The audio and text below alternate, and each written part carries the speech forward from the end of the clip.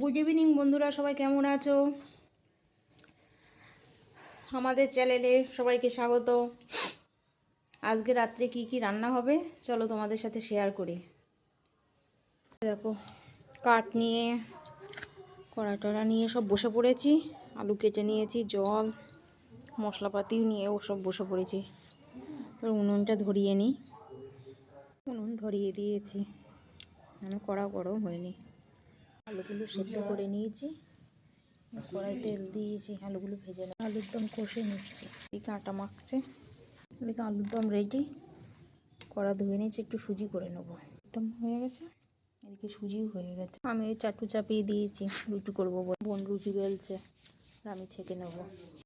রুটি কমপ্লিট, গরম গরম রুটি।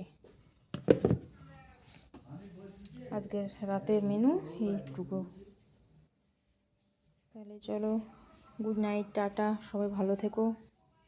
আবার পরে ব্লগ নিয়ে তোমাদের সামনে আবার আসবো। টাটা।